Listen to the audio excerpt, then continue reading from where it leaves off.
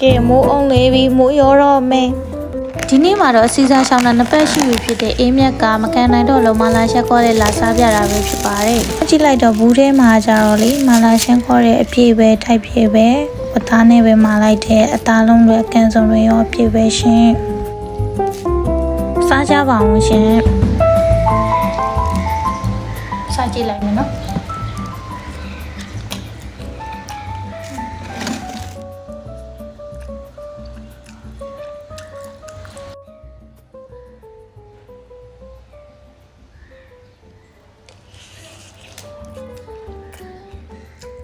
ရတာကလေးထီမင်းခွဲဆိုတော့ကိုယ်အကြိုက်ပဲပေါ့နော်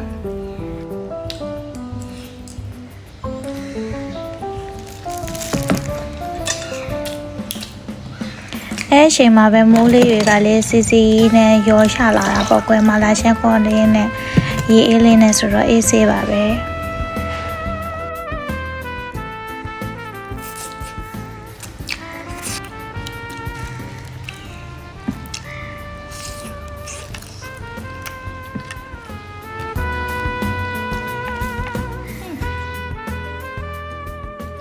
စားရတဲ့အချိန်မှာလည်းမျက်မှန်တဲပြီးတော့စားရတာကအစိုးအဆုံးပဲဒီလား။မျိုးအဘတရကိုစားလို့မရဘူးအဲကြောင့်မျက်မှန်ရွှဲပြီးတော့အဘတရဆွဲလိုက်အောင်မယ်။